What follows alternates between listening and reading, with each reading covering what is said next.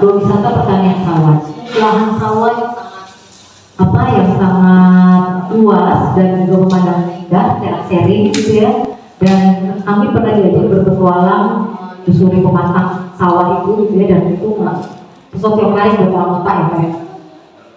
Nah, kemudian ada lagi irigasi kelapa. Irigasi ini tempat mainnya anak-anak ini. Jadi mereka berenang, berenang apa sih? Kotak gitu ya di irigasi itu. Ada alirannya. Nah, ini sih menarik kami gitu, tapi kita harus betul-betul menilai kelayakannya dulu gitu ya, karena selamatannya untuk wisatawan seperti apa gitu. Walaupun anak-anak sekarang teruji juga baik-baik aja gitu ya, karena yang masukan juga. Kemarau sama penghujan masih ada air terus masuk aja. Oh iya. Gitu. Irigasi kelapa. Nah, kemudian ada Putuk Setanjung. Ini kita bisa melihat pemandangan itu terasering, soal terasering begitu indah gitu ya di bawahnya. Tapi ini tantangannya adalah areanya kecil, areanya nggak luas gitu. Puncak Leko tadi ya potensinya bisa untuk penerbangan. Tapi tantangannya akses ke sana Pak. Berjauh gitu ya.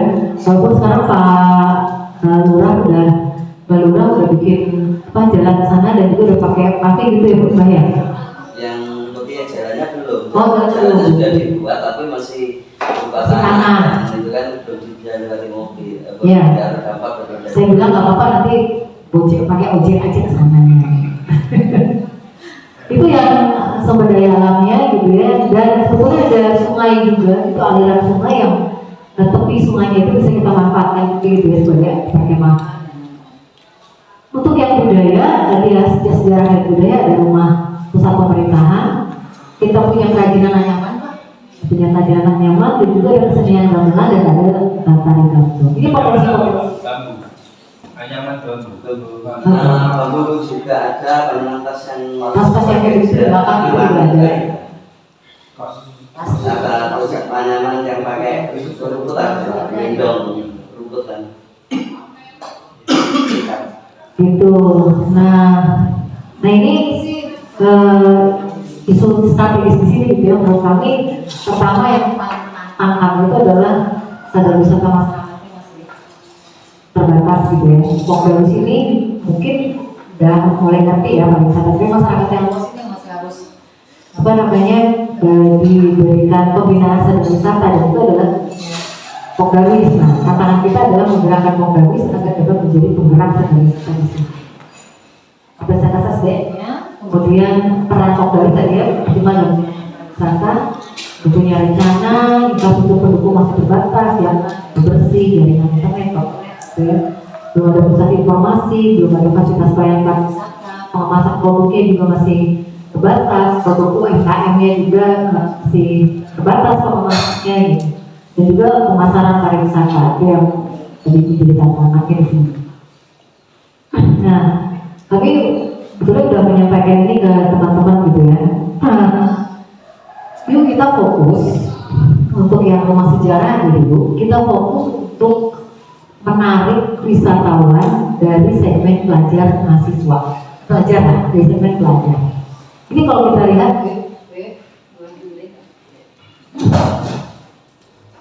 Kami mencoba melihat berapa besar sih potensi pasar yang bisa dijaring gitu ya sama si Munut ini gitu.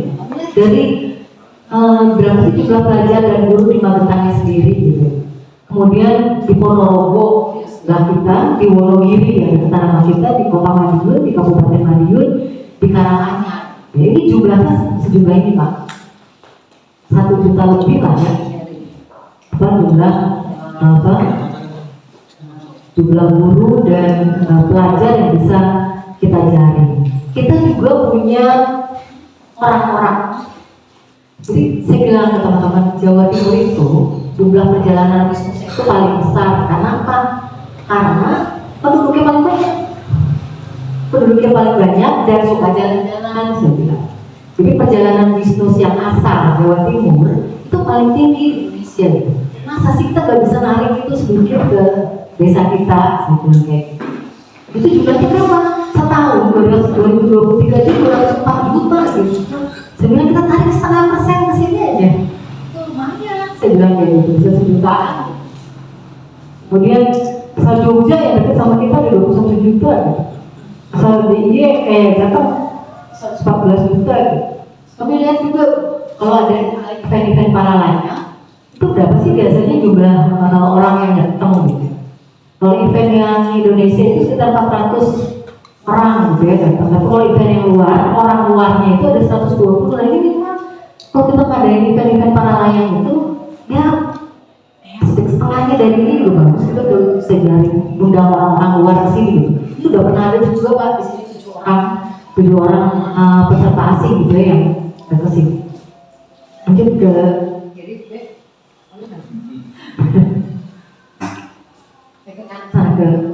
nah ini kami coba hitung ya Pak, 20%, 10% ya. Jadi nggak semua, dari sini kan misalnya 20% aja yang di Magetan kita tarik gitu ya, di Ponorogo kita tarik 10%, yang di Wonogiri kita tarik 10% aja. Dan yang kontennya hanya 5%, itu kita punya potensi pasar tuh 1 juta, 1,7 juta yang bisa kita tarik ke sini gitu. Yang bisa kita tarik ke sini gitu ya, nggak usah semua lah gitu.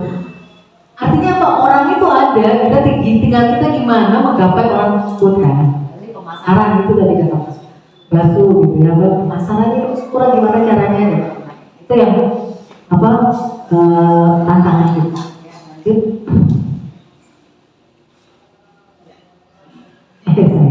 Nah, kami kemudian bersama dengan teman-teman membuat perencanaan desa wisata ini gitu ya Pak ya.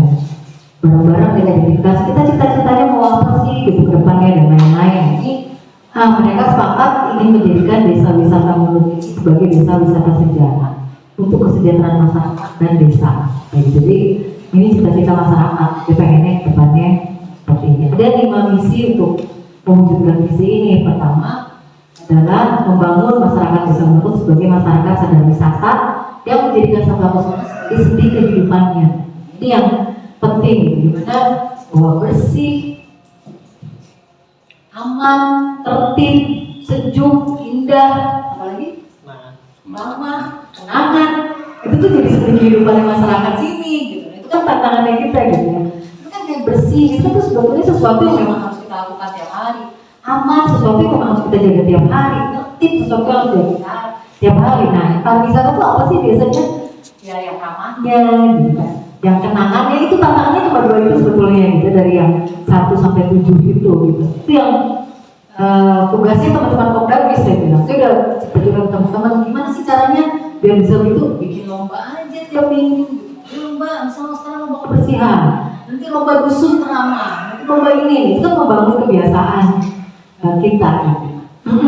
Kebiasaan itu yang tantangan. Nah, tantangan untuk mewujudkan itu adalah kita harus mendorong Kopdarwis ini menjadi lembaga yang ada, organisasi yang ada sebagai penggerak desa wisata ini. Dan juga tantangan berat untuk yang kedua ini. Kemudian memadukan pengembangan potensi sejarah, budaya dan orang yang khas dan bernilai penting. Nah ini untuk pengembangan produk ini kami sebetulnya tahun 2022 Pak udah ini bikin lomba di antara desa ini Pak, lomba paket wisata. Ya lomba paket wisata, jadi mereka nyelenggarain paket wisata, jadi udah jalan itu sebetulnya. Kami udah ini udah bagus paket wisatanya semuanya, tapi mereka nggak pede katanya Pak ngejualnya. Udah menurut kami udah oke gitu ya, udah bagus gitu ya paket wisata ini. Nah, itu yang apa namanya tidak itu ya membangun kepercayaan diri ini gitu. Udah infrastruktur tadi ya jadi PR gitu. Dan pemasaran. Jadi ini 5 misi yang sudah juga kami rumuskan visi dan misinya. Cuma memang ini tantangannya adalah masukkan dalam menjadikan ini perdes gitu ya. Nah, ini juga sudah dijabarkan ke dalam strategi. Jadi misi 1 itu strateginya apa aja sih untuk mencapai misi 1? Untuk mencapai misi 2 strateginya apa saja sih? Terus seperti ini, untuk mencapai misi 3 strateginya apa dan asasi. Nah ini salah satu strateginya tadi ya, kita tetap menjadikan sejarah itu menjadi produk unggulannya si desa wisata ini. Jadi sejarah, rumah sejarah itu tetap jadi produk unggulannya dan juga akan dikembangkan kampung-kampung wisata berbasis RW di sini Pak, sesuai dengan potensi RW-nya. Jadi ada banget tadi ya kampung bakso gitu ya, kampung wisata petualangan alam, kampung ini, kampung itu tidak akan dikembangkan seperti itu. Dan juga ada penyusunan paket wisata dan pemandu wisata ini strategi. Setiap misi sudah dijabarkan dalam strateginya seperti apa. Nah, ini adalah prioritas pengembangan. Jadi saya ajak teman-teman untuk yuk kita fokus kembangin 4 ini. Pertama, tadi saya bilang gitu ya, kampung-kampung dan kawasan-kawasan. Pertama adalah kawasan sejarah tempo dulu gitu. Nah, ini ada potensi rumah sejarah di sini. Tapi karena itu milik pribadi, kita nggak bisa ngapa-ngapain Pak. Maksudnya kita mau jadi itu ruang pertemuan nggak bisa, kita mau jadi itu kafe nggak bisa, gitu. Karena itu punya orang gitu, perorangan. Nah, jadi akhirnya kami gitu ya ke Pak Muhammad punya desa tuh yang ada tuh yang bisa kita bikin replika rumah ini gitu. Bisa ada katanya sawah dan gak jauh dari situ. Gak jauh dari situ sama-sama sampai RW, masih sama-sama sampai RW. Jadi kami membuat itu sebagai kawasan wisata sejarah dan tempo dulu. Nanti perencanaannya ada perencanaan seperti apa. Kemudian Pak Mbak Lurah itu punya cita-cita untuk event-event para layang itu biar homestay-nya di Munut aja katanya. Nginepnya itu di Munut karena Munut kan gak punya tempat terbang, gak punya tempat mendarat gitu.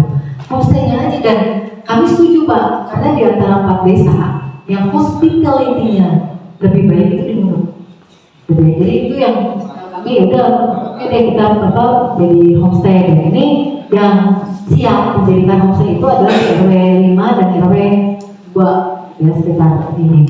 Nah, lalu berikutnya lagi adalah yang tadi dari awal saya tanya sini bahasannya apa sih gitu. Saya ingat ini dekat dengan Wonogiri, di sini tukang bakso masih banyak kok yang buat bakso deh gitu. Di antara desa ini yang paling banyak di mana? Saya bilang di sini katanya gitu. Yang bikin bakso itu di sini bisa ada 20 orang, 20 rumah. Itu kan sangat potensial untuk jadi kampung bakso gitu ya Pak ya. Itu akhirnya kami sudah kita bikin deh kampung bakso di sini. Dan di Indonesia sampai saat ini belum ada desa wisata yang mengangkat bakso sebagai tema, sebagai produk unggulannya. Belum ada. Jadi mungkin ini dari mana? Jadinya dari Kota. ya itu yang dari kota Tugibingan. Oh iya, tempat penggilingan sih mereka giling sendiri katanya di Di pasar sih. ada rumah nih, rumah foto. Belum ada. Ini mau melaksanakan produk Tugibingan itu dikelola dan sama tidak rencanakan Nah, jadi senang banget gitu maksudnya. Itu memang opportunity-nya Iya gitu, dan belum ada yang jualan itu gitu. Dan paket wisata ngajarin orang bikin bakso juga belum ada yang jualan. Jadi kan bisa orang-orang di Borobudur paket wisata bikin kerupuk itu ada, baca bikin kerupuk. Paket wisata bikin cak kampung itu ada. sekarang lagi sisir itu. Hah? Di Jogja itu lagi sisir. Iya. Ya makanya kan ini menurut saya sesuatu yang potensial banget gitu, jadi untuk kita angkat sebagai keunggulan nasi ini gitu. Itu yang makanya kami kemudian mengembangkan ini menjadi kampung bakso gitu. Dan nggak perlu modal kan? Kita nggak perlu modal apa-apa gitu. Kita tinggal bawa wisatawan ke sana, tolong Bu ajarin bikin bakso ke wisatawan ini. Si ibunya bisa dapat 25.000 tuh. Satu paket wisata paling murah. Gitu kan? Kalau jual bakso berapa dia? 10.000. Ajarin bikin bakso dia dapat 25.000 dari satu orang. Gitu kan? Jadi nggak perlu modal apa-apa gitu Mas Suwe. Tinggal kita membuat si ibu itu pede untuk jelasin, untuk ngajarin wisatawan bikin bakso sampai dia bisa bikin bakso gitu. Gak usah resepnya, gak usah dikasih semua. Maksudnya ya asal dia bisa bikin bakso itu caranya gimana sih? Betul. Terus yang berikutnya adalah tadi kawasan petualangan alam yang ada Putu Setanjung dan Puncak Teco. Dari situ yang tadi bisa lihat sunset, sunrise, dan lain-lain. Nah ini yang kami mengajak teman-teman, tapi kita fokus bangun ini aja dulu di sini. Dan ini juga berat sih kalau saya. besar juga yang harus kita lakukan. Ini yang lakukan. Detailnya ini rumah pusat pemerintahan seperti ini, dan ini area yang kami rencanakan untuk dibangun replikanya. Ya, apa sih yang mau kita lakukan? Pertama Pak, gitu ya. Kita harus melestarikan dan mengidentifikasi gitu Pak, perabot-perabotan yang terkait dengan itu tuh sekarang ada di mana sih terkait dengan sejarah dulu pusat pemerintahan gitu. Ada jangan-jangan si barang-barang itu ada di rumah si A, ada di rumah si B, ada di rumah si C gitu. Kemarin saya baru dengar dari Mbak Lurah bahwa ada loh rumah lain yang terkait dengan sejarah itu, rumahnya Mbak siapa gitu. Nah itu juga harus kita identifikasi dulu tuh sejarah yang lain di tempat ini yang terkait dengan itu. Ini pertama yang harus kita amankan ini adalah itu ya, selain rumahnya jangan sampai dijual orang juga, dan juga jangan sampai diubah jadi rumah modern. Itu juga perabot-perabotnya yang menjadi bukti sejarah kinerja pusat pemerintahan Kabupaten Magelang ini. Kemudian menggali dan menyajikan informasi sejarah pemerintahan Kabupaten Magelang sama ini kami udah minta ke Pak Joko, nih Pak Joko bilang mau bantu, tapi sampai sekarang dapat aja tuh apa namanya cerita sejarah ini. Tapi sedikit sih kami udah dapat dari internet, cuma kan pengennya dapatnya dari sumber yang benar gitu ya, jelas gitu, jelas. Nah terus ini ceritanya bangun replika dan suasana pusat pemerintahan di sini, dan rencananya nanti si rumah X itu bisa kita kembangkan untuk menjadi tempat meeting Pak. Tuh orang-orang dinas, orang apa kalau rapat di situ gitu ya, itu gitu. Dan kami juga berpikir ini kan udah kadung nih, gitu areanya luas, itu udah kadung apa namanya temanya adalah sejarah. Kenapa kita nggak bikin suasana masyarakat pada zaman itu di situ gitu? Misalnya ya, itu kan sawah tuh gitu. Kita ada nggak sih budaya kalau teman-teman di sini? Ada nggak sih budaya pertanian tradisional yang dulu alat yang digunakan sekarang nggak ada? Bisa ya. Udah kita bikin deh satu area jadi tempat simulasi belajar menanam padi, belajar menuai padi gitu, tapi pakai alat yang zaman dulu gitu. Itu di area. Nah sekarang Pak Balura itu di belakang si area yang rencana kami ini itu ada sudah membuat kolam gitu ya, kolam ikan gitu ya, sekarang rencananya buat ikan. Itu kan bisa apa namanya kita padukan juga dengan rencana tadi. Saya bilang di sini ada nggak sih kalau di Sunda itu ada budaya namanya ngabedakeun balong. Dia ada satu masa gitu ya, si balong itu kita kurasinya ikan itu diberebutkan orang-orang ngambil ikan tersebut gitu ya, yang airnya sudah surut gitu. Nah yang seperti itu yang bisa tawarkan juga selain mancing dan lain-lain gitu ya dengan. Nah ini tahapannya gitu, apa yang akan kita lakukan gitu ya. Terkait dengan tema sejarah ini, selain kita membangun yang tadi, kami udah tantang juga teman-teman di sini, yuk kita bikin paket wisata sejarah untuk anak sekolah. Saya bilang, ini kan potensinya besar, saya bilang. Tapi paket wisata sejarah ini kita padukan dengan yang lain. Jadi kalaupun diajak rumah sejarah, jangan diterangin tentang rumah sejarah, tapi harus ada aktivitas, misalnya mewarnai sejarah, film ini, atau ada tegang teki, atau ada apa namanya mencari jejak atau apapun harus kita kemas ya bilang. Lalu dipadukan dengan misalnya ada juga si Depok kemarin belajar gamelan. Paketnya itu ya sejarah, belajar gamelan, satu lagi saya bilang Pak Buran bilang orang-orang yang outing itu ya, orang sekolah dasar itu sekolah-sekolah outing itu mereka suka nyari air katanya. Rekreasinya itu suka nyari air apapun lah, berenang atau apa saja. Sudah dia mau liburan atau mau edukasi sekolahnya sih. Nah kalaupun mau kita yang beda sih bilang, gimana mau kita ajak mereka main di lumpur sih bilang. Mainnya apa? Main tradisional misalnya kubang sodor tapi di lumpur, main bola tapi di lumpur. Jadi apa? Memadukan tiga itu jadi paket wisata. Saya katakan teman-teman mau nggak bikin sih? Kalau mau mencobain seperti itu, ayo kita habis apa ini sih bilang kita bikin paket buat sekolah-sekolah door-to-door sih bilang. Karena Ngelanggeran itu ya desa wisata Ngelanggeran itu ya sekarang udah jadi desa wisata terbaik dunia itu juga sampai sekarang masih suka door-to-door ke sekolah gitu, untuk jualan paket wisata.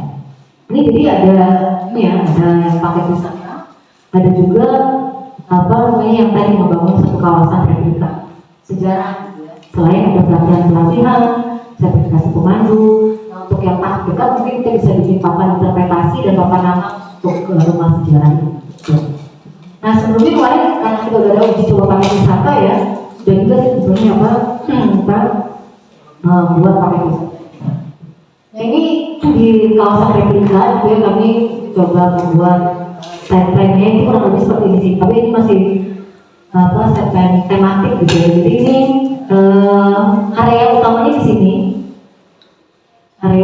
di sini, terus ini adalah rumah sejarah, rumah replika sejarahnya yang di apa namanya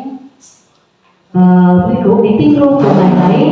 Nah ini ada seperti konteks gitu ya, ada seperti konteks yang bisa orang yang kondisinya menginap ya bisa di sini. Tapi areanya sedikit apa terlalu luas, jadi kami hanya bisa bikin 3 gitu total. Nah lalu kami juga membuat ini area parkir, depannya ada area parkir. Di sini di area parkir ada pusat informasi pariwisata dan juga museum untuk menyimpan tadi benda-benda yang apa ada nilai sejarahnya itu senjata dan lain-lain, ternyata masih ada ya Pak ya. Ini di museum di sini. Nah lalu di area yang kecil di sini ada kami bikin itu area simulasi itu Pak. Area simulasi pertanian tempo dulu gitu ya di sini. Di sini ada desk, di sini ini adalah kolam. Adalah kolam yang dibangun oleh Pak Kades. Dan ini desk di sini adalah untuk beraktivitas di kolam dan atau di persawahan. Dan ini kami buatnya semua panggung. Jadi ini desainnya dari desain panggung. Jadi sawahnya nggak beralih fungsi gitu. Jadi ini pakai boardwalk.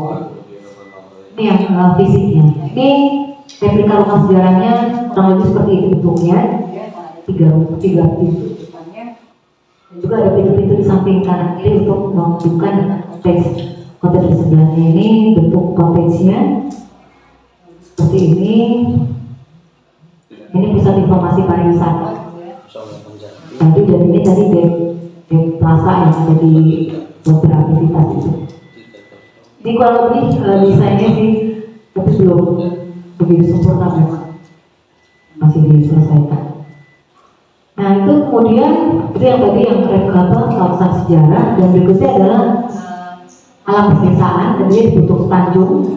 Di Putuk Tanjung ini kita karena tadi areanya kecil, kita hanya bisa menyediakan area pandang matahari terbenam atau matahari terbit juga bisa ternyata di sini. Kemudian kita bisa memandang persawahan terasering di sini. Nah di sini nilai lebihnya nanti kita akan pasang informasi mengenai budaya pertanian di gunung gitu ya, karena dia tadi pemandangannya adalah persawahan terasering gitu. Ini di persawahannya kita bisa melakukan kegiatan-kegiatan wisata jelajah persawahan, wisata edukasi dan kreatif membajak sawah, memanen padi, menanam padi gitu ya. Kemudian wisata kreatif budaya petani seperti menikmati kuliner di sawah-sawah petani dari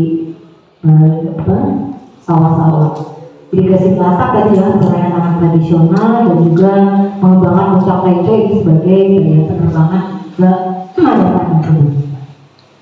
Ini tahapannya seperti apa, kapan kita akan membuat perencanaan detail puncak leco. Kami sebetulnya sudah membuat perencanaan ininya ya, cara sketsanya gitu ya untuk puncak leco itu. Jadi ini akses menuju puncak leco ini sekarang masih tanah gitu ya, memang ada fungsinya.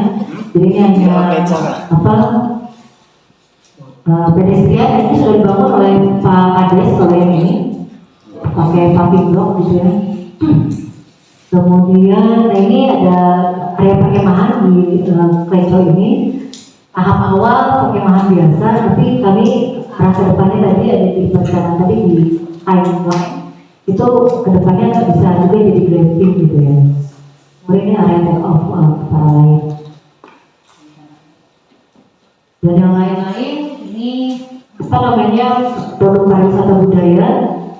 Ada misalnya ada paket healing garden juga dengan Puncak Tanjung, kemudian tidak belajar membuat anyaman. Anyamannya ini sih Pak kalau ya, Jadi ini paket wisata yang pernah uji coba juga gitu ya. Jadi paket wisata ini pakai kendaraan ini gitu ya. Kemudian nanti ada juga ini apa namanya budaya petani ya. Masyarakatnya ada apa? Menggunakan kostumnya pun kostum tradisional gitu. Itu menurut kami ya sangat baik gitu. Kemudian tadi belajar mengenai tradisional, tradisional, wisata kuliner dan kreatif membuat bakso. Ini tahapannya juga sudah kami ini ngapain aja tahun ini gitu ya. Untuk membuat area bakso gitu ya, ada sosialisasi kampung bakso kepada masyarakat, rencana daerah dan pembangunan area kuliner bakso gitu ya. Di mana kira-kira kemudian ini wisata kreatif seni, kuliner gitu, Cina. Namanya tadi sudah promosi, jadi tadi ada promosi kok. Dihubungkan IG, FB dan lain. Siap no. Nah ini homestay juga sudah kami coba bikin yang harus dilakukan setiap tahun. Itu Bapak dan Ibu sekilas gitu apa yang sudah direncanakan dan sebetulnya tinggal dilaksanakan ya kalau kita konsisten terhadap ini. Sedikit permasalahan. Terima kasih banyak. Mohon masukannya. Assalamualaikum warahmatullahi wabarakatuh.